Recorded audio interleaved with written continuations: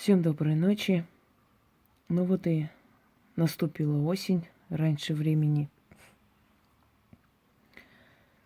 Усталость некая, много работ, нужно восстановить силы. Но все же я решила вам сегодня провести одну такую интересную лекцию про сильную женщину. Как говорят, так хочется быть хрупкой, нежной, слабой. А кони все бегут, а избы все горят. Сильные женщины. Кто она, сильная женщина? Образ сильной женщины. С детства у нас в голове. Мама моя была сильная женщина и есть.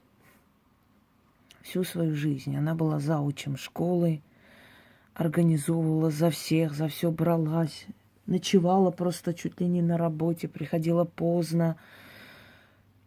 Была очень скупа на похвалу, на нежность. Мы знали, что наша мама очень строгая. Ей некогда, у нее дела, работа и вообще. Она за всех делает, и этим учителям показывает, за тех учителей сдает план. Дома все делает сама. Но невероятно сильная женщина. Бабушка, мамина мать, сильная женщина. Работала в школе, учительница, заслуженный учитель. Дома с утра пораньше, в 6 утра вставала или раньше доить всех коров. Однажды она бедные фартуки и в галошах поперлась в наш класс. Мы долго смеялись, и она смеялась вместе с нами. Потом кого-то из нас отправила домой привезти ее туфли. Сильная женщина. Родила 5 детей, всем дала образование, все сделала.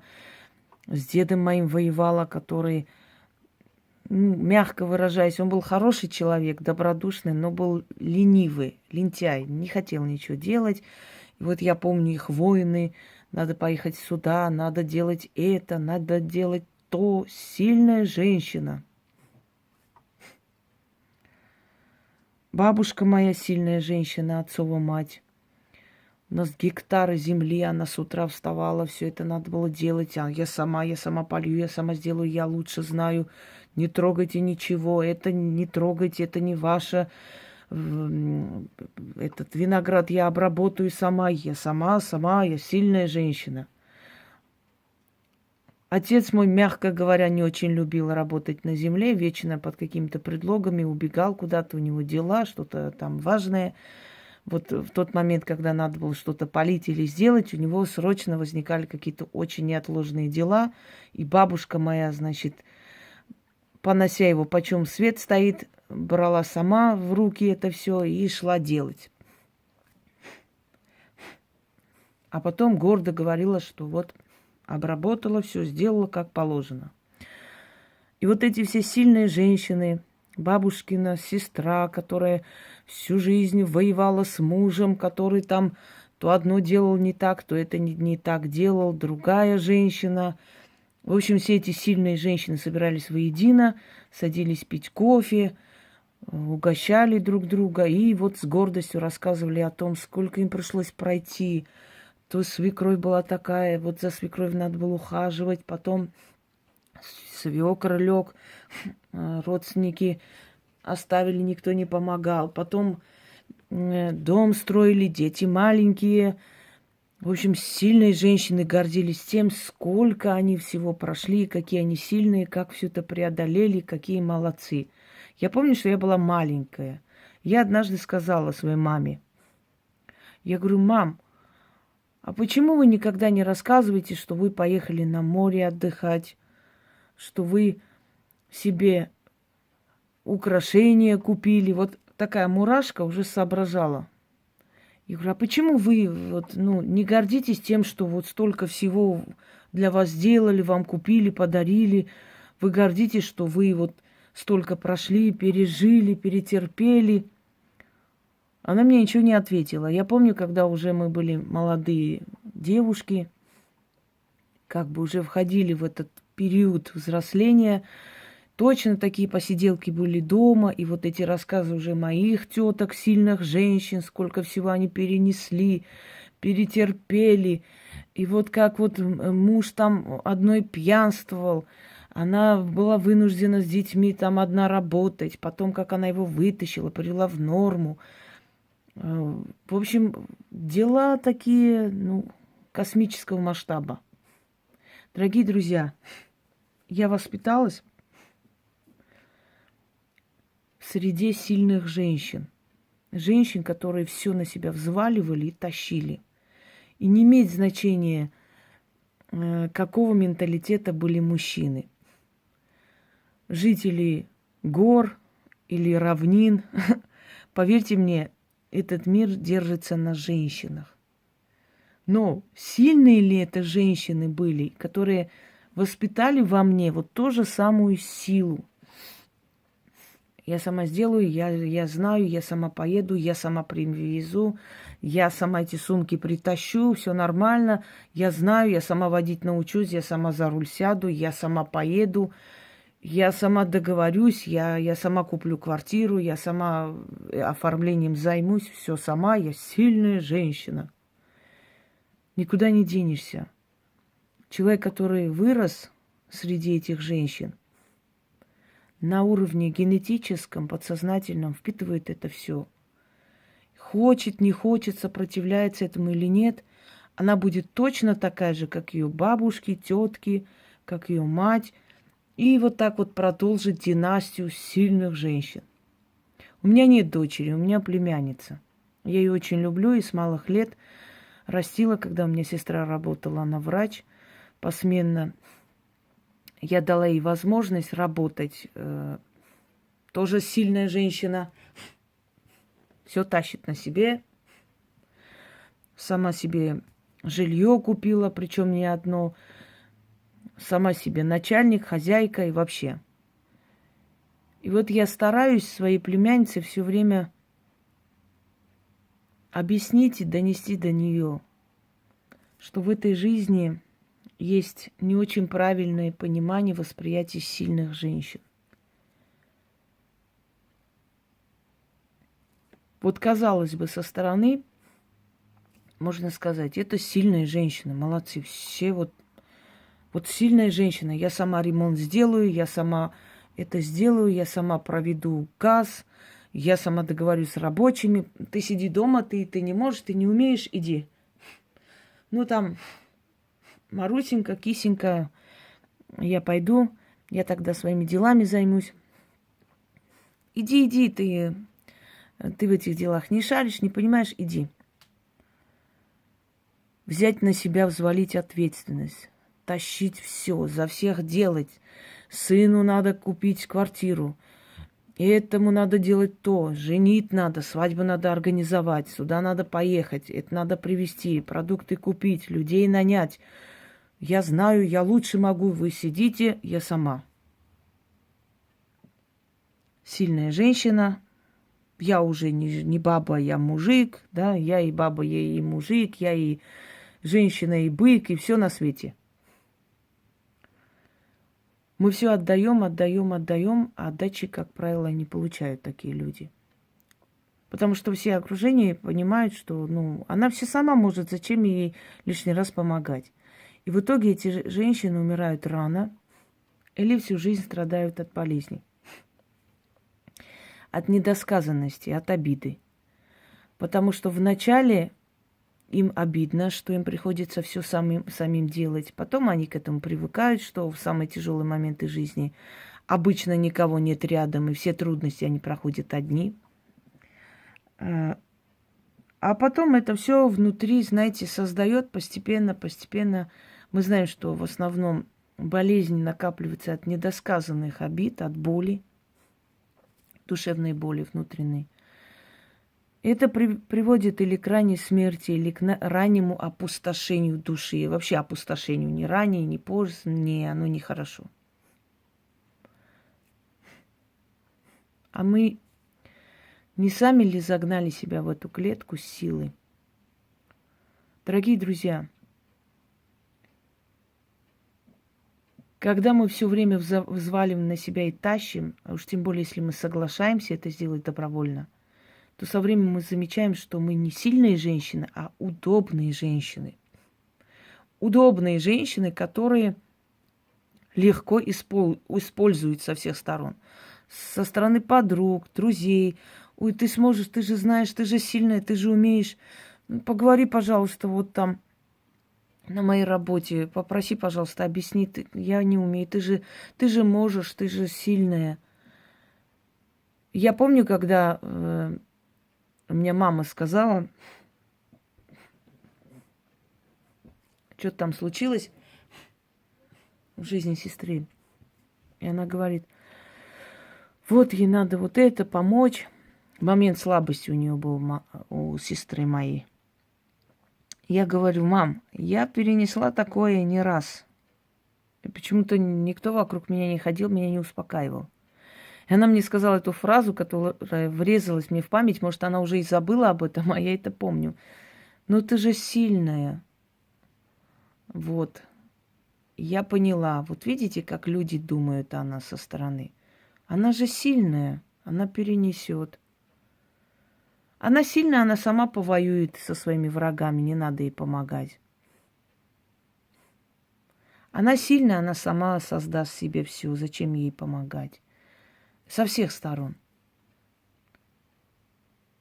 Пока ты не начинаешь, как тот сошедший с ума осел, скидывать с себя всех, кто на него сядет. И когда ты это делаешь, ты превращаешься в женщину, которая не умеет дружить. Женщина, которая всех использует. Непонятно, как использует, когда столько лет пользовались тобой. Женщина, которая не знает цену дружбы настоящей, да, близких отношений. Женщина, которая нехорошая, вот говорили о тебе, я не верила. Как всегда, как только ты перестаешь быть удобной женщиной, ты становишься плохой женщиной.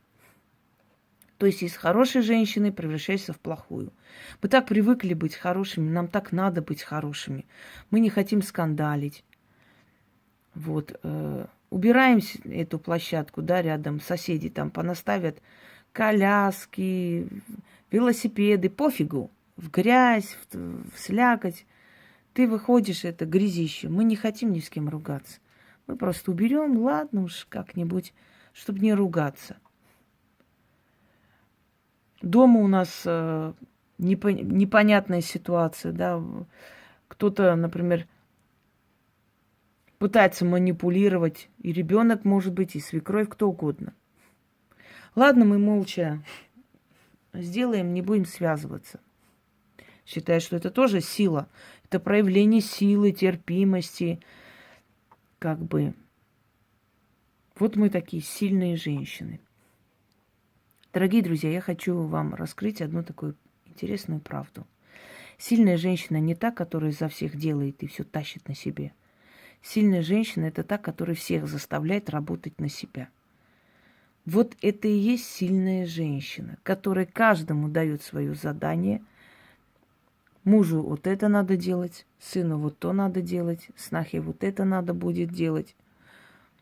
Сильная женщина – это та, которая заставляет всех делать то, что ей надо, а не делает за всех, считая, что это предмет для гордости.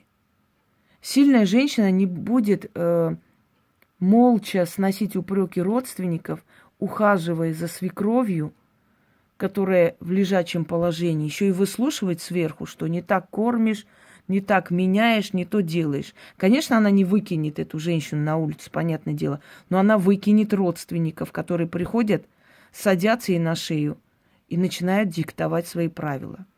Не нравится, как я делаю? Берите, заберите ее к себе и делайте сами. Все. Сильная женщина не будет отчитываться им, что ей пришлось идти на работу, и поэтому она наняла сиделку. Извините, пожалуйста. Она скажет, не устраивает, ухаживайте сами, сами приходите. Я буду делать так, как я считаю нужным. Раз уж на мою долю это выпало, я по-своему это сделаю. Я так считаю, мне так удобно. Сильная женщина не будет подстраиваться под чужие правила, она свои правила устанавливает. Вот тогда она сильная, а не удобная женщина, а не выгодная женщина. Сильная женщина не гонит мужа на рыбалку, пока она дома делает ремонт. Она говорит, поедешь на рынок, купишь вот это, вот то, привезешь, договоришься с рабочими, проследишь, проконтролируешь, потому что у меня свои дела, я не могу бегать туда-сюда. Она не будет говорить, ладно уж, я сильная, он не может, он не способен, я как-нибудь сама сделаю, ничего страшного. Дорогие друзья, научитесь отличать женщину сильную и женщину удобную. Удобную для всех. Вот я сегодня встала, я уставшая, я ничего не буду делать дома. У меня убрано, да, так слегка провела уборку. Не хочу и все. Я так хочу, я не собираюсь никому нравиться. Я решила, отменила все свои дела. Я отдыхаю. Я не буду идти на поводу, чтобы всем было удобно, выгодно. Всем удобно, если я 24 часа в сутки буду сидеть с ними, нянькаться, вытирать их слезы, а потом ночью идти вагоны разгружать и все делать всем просто так, все даром, потому что я сильная женщина, я должна помочь. Как некоторые пишут, вам дано помочь, вот помогите. Я их сразу посылаю на 3 буквы. Вот и все. И не объясняю причин. Я так хочу, я так решила. Я никому ничего не должна, никому. Я должна только свою душу когда-нибудь отдать богам. Это все, что я должна в этом мире. Я никому не должна, даже своему сыну не должна и не обязана. Я это делаю, потому что это зов крови. Я делаю, потому что я родила, я его поставлю на ноги.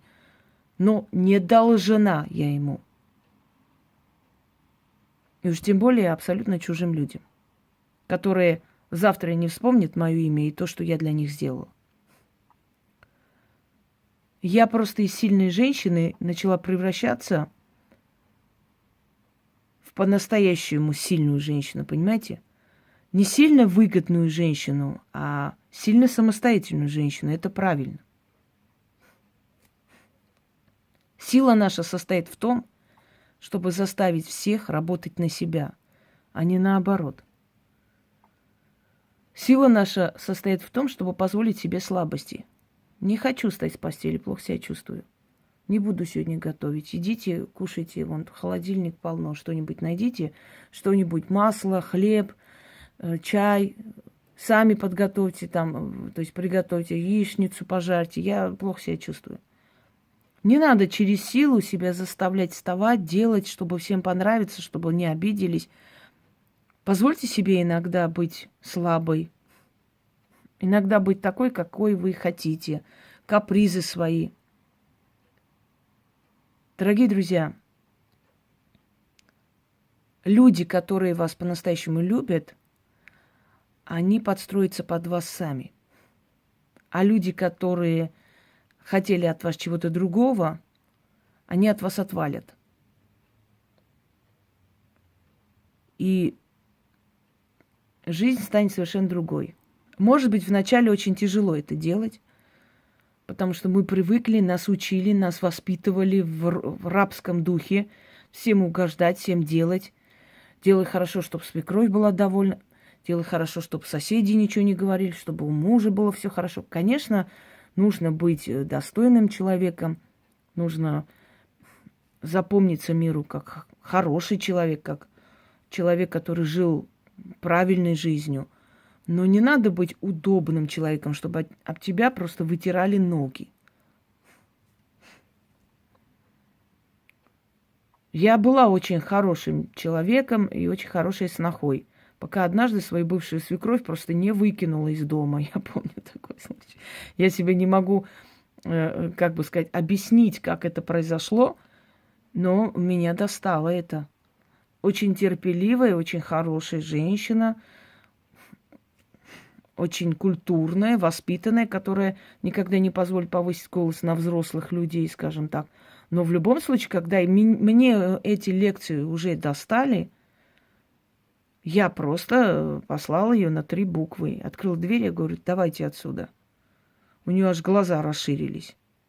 Ой, не надо, детонька, не надо, не нервничай. Пожалуйста, не нервничай ты так, не надо. Теперь я поняла, что хозяин положения я, оказывается. Не молчите. Когда вас доводят, отвечайте. Нельзя молчать. Если человек молчит, это воспринимается не как воспитанность, это воспринимается как слабость, во-первых. Во-вторых, вы все отдаете внутрь себя, отсюда и болезни. Нужно высказываться, свое мнение. Не молчите. Никогда не молчите. Есть 2 типа снов, например. Одна все молча тащит, все делает. Вот придут родственники, спят до утра, она утром встает, молча убирает, молча готовит, все. Потом они даже постель не заправят, она потом поднимается им постели заправлять. И это то, и вот так всю жизнь.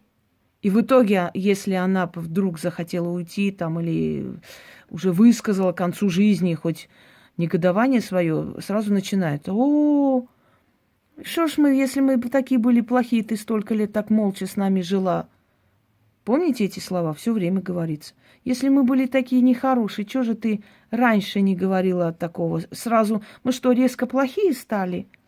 Нет, она просто резко устала, вот в чем дело. И про мужа также говорят, когда женщина молча терпит всю жизнь, а потом собрала вещи и ушла, и начинается осуждение общества. Общество же любит осуждать жертву и защищать палача. Если он был такой плохой, чего ж ты столько лет молчал? Что он за 5 минут плохим стал? Нет, он был плохим всю жизнь, просто этот человек терпела молча. Что люди скажут? Ради детей. А вдруг изменится, авось поймет. Вот самые эти идиотские фразы, придуманные такими же. Авось поменять. Вот думала, рожу ребенка, вдруг он там поумнеет. Я никогда не видела, чтобы ребенок хоть одного мужика, знаете, привел в чувство, и чтобы у него мозги добавились после того, как у него ребенок родился. Каким был, таким остался. Это душа человека. Если человек в душе добрый, сколько хочешь ему делай, он скотом не станет. Но если человек в душе скот, сколько хочешь ему делай добра, он лучше не станет. Он был таким и таким будет. Так вот, последняя капля, знаете, синдром последней капли. Когда человек терпит, потом взял топор и убил. И все в шоке. Как так? От этой женщины мы не ожидали. Она такая хорошая. А потому что эта женщина молча все это выносила. В итоге просто ее опустошили, уничтожили внутри. Все, что есть, и ей стало нечего терять. Так вот это и есть синдром сильной женщины, которая считает, что она сильная. А на самом деле она выгодная просто. Она удобная очень. И ею очень хорошо пользуется. Пока она себя считает вот такой сильной, волевой, да я сама все сама сделаю, никаких проблем. Ею будут пользоваться. Так вот, из удобной женщины превращайтесь в сильную женщину. Я вам еще раз напоминаю. Сильная женщина – это та, которой есть уважение, чье слово проходит в семье, не главенствует, а имеет свое слово, с которой советуются, о которой думают, с которой не требуют, а пытаются ей дать. И сильная женщина – это та, которая каждому дает свои обязанности в семье, да и в жизни в том числе.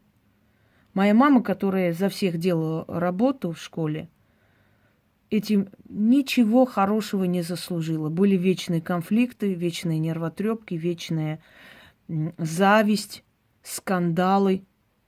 Когда она делала работу за всех этих женщин, которые в итоге потом начинали ее грызть. И напоминание о том, не забыли ли вы, что это я за вас сделала, никакого эффекта не дало, кроме сплетен. Люди не хотят признавать свою слабость, люди не хотят признавать свою никчемность. Они не хотят признавать, что ты что-то сделала для них. Любые люди в семье, вне семьи, где угодно. Если ты все время это делаешь, это уже вменяется тебе как обязанность. Так вот, есть два типа снох. Одна, как барашка, с утра до ночи пашет перед ними, рабыня Изаура. А другая, я сегодня сплю, я сегодня поздно встал, мне плохо, мне нехорошо. У меня какое-то дурное состояние. Я не буду это делать. Я мужа отправила, он пойдет сегодня за молоком для ребенка. Я не хочу, я устала. И все воспринимают это спокойно, так и должно быть. Но если эта самая овечка вдруг запротестует, а почему я, почему мне нельзя точно так же, ее быстро поставят на место. Ты себя с ней не равняй. А почему? Потому что женщина, которая заставляет всех работать на себя, эта женщина, она заслуживает такое уважение к себе. Она, понимаете, она защищенная со всех сторон. Ее и муж защищает, ее и родственники защищают, ее и друзья защищают. Потому что они не чувствуют и не понимают, что она втихаря ими управляет просто, неважно как. Сладкими речами или жестким тоном. Она умеет себя ставить, она себя любит. Если ты себя не любишь, тебя никто не будет любить никогда. Так вот, та, которая себя любит, думает, почему я должна вставать утром, убираться за заловками, купать их детей, ставить на стол. Вон они все женщины, пускай встают и наравне со мной делают. И те это чувствуют, что никто не собирается им обслуживать. То есть прислуживать. И они молча выходят, и каждый делает свое дело. А та, которая за всех делает, точно так же дает некий такой немой сигнал. Я за вас все сделаю. Ну, она встала, она сделает. Не надо, она там уже на кухне, она готовит. Все. Так кто же виноват в этом? Кто виноват в том, что ваша судьба не удалась, что вашу роль в этой жизни вы так бездарно играете? Вы сами и виноваты. И никогда не поздно поменять свои отношения к жизни и в семье. Каждого поставить по своим местам. Я знаю одну женщину, которая все время убиралась для того, чтобы дома не было скандалов. Потом пришла сноха, и она молча убирала, чтобы дома не было скандалов. Вот, особенно в деревнях, вот есть такие свекрови, которые молча, тихо все сделают, лишь бы дома никто не скандалил. И однажды просто пришла домой, уставшая после смены, увидела эту гору посуды, сноху, которая лежит на диване с наушниками. Она просто эту всю посуду дома перебила. И вот после этого сноха стала ее бояться. Когда приходила домой, все было чисто и сделано. И она ей сказала: я работаю, чтобы обеспечить вам хорошую жизнь. Я вас отправляю на курорты, я вам покупаю самые лучшие вещи. Но для того, чтобы обеспечить мне эту работоспособность, я должна прийти домой и отдыхать. Я не должна прийти в помойку, я должна прийти в нормальный дом. И если ты этого не будешь делать, то никакого содержания быть не может. Вот и все. Дорогие женщины, начинайте из удобных превращаться в сильных женщин. И вы посмотрите, как все вокруг поменяется. Если все взвалить на себя, весь груз мира тащить, тебе никто спасибо не скажет. А если правильно управлять людьми, вот тогда люди будут тебе благодарны, потому что ты им указала правильную дорогу, как правильно жить, как правильно сделать. Это им пригодится в том числе. Когда мы своим детям говорим: иди помоги мне на кухне, иди уберись, это не значит, что мы такие эксплуататоры, знаете, плантаторы, такие нелюди. Это значит, мы приучаем к труду своего ребенка, потому что мы не вечные, ребенок должен знать, как в этом мире жить и выживать. И это нормально. Мы не считаем это зазорным. Так почему-то эту практику не взять и не применить по отношению к окружающим. Если это на работе, значит, послушай меня, у тебя такие обязанности, такие, ты за это получаешь деньги, и поэтому я не могу разрываться и за тебя тоже это делать. Будешь делать ты. Не хочешь делать, увольняйся, мы возьмем другого человека, он исполнит. Есть такие начальницы, которые тоже все на себя тащат. Вот не может она, не способна, что делать, уволить человека за это. Нет, вы попробуйте дать ей испытательный срок, посмотрите, как она быстро это сделает. Потому что она привыкла сидеть на шее, взвесить ножки. Если это семья, сесть и сказать: я себя чувствую использованной, мне это неприятно. Если я для вас делаю это, если я материально вас обеспечу, значит, вы обеспечите мой моральный, духовный покой. Значит, вы ведите себя так, чтобы я чувствовала поддержку в нужное время. Значит, кто-то идите в магазин с этими сумками, кто-то сделайте то, а я буду работать, а я буду делать другое дело, чтобы мы все вместе гармонично жили. Когда каждый человек берет на себя свою работу, свою ответственность, то в семье все хорошо и прекрасно. Когда один человек всех тащит, неважно, мужчина, женщина, все делает. И все, что по дому положено, и все, что мужская работа, и женская работа, и детская работа, все берется на себя, дорогие друзья, это начинает уже прорастать такой, знаете, шар, дуется вот этого недовольства, недосказанности, внутренней обиды. Как бы ни говорила женщина ничего, все равно ей больно, ей обидно. Пришла домой, ничего не сделано. Сумки тащить, это делать, там договариваться, там оплатить, там вызвать. И в конце концов это приведет к краху. Так зачем ждать пока, если они не понимают или делают вид, что не понимают? Ты сама объясняй. Мне это не нравится. Я хочу, чтобы у каждого были свои определенные функции. Поэтому, пожалуйста, сделай свою работу, вот эту. Потому что это твоя работа, ты должен делать. А это вот дети должны делать, а это я. И тогда вы действительно будете сильной женщиной. Вы будете управлять, они вами будут управлять. И вы не будете гордиться тем, что вы столько выстрадали. Вы будете гордиться тем, что вы столько успели, сделали и всем объяснили, как кто должен жить. И запомните, те правители, которые взваливали на себя всю ношу за государство, не справлялись. В итоге были бунты, свержения и так далее. А те, которые находили нужных людей и каждому давали свою работу, свое дело, они правили успешно. Одному невозможно править и быть сильным. Твоя сила заключается в том, чтобы правильно распределять обязанности каждого,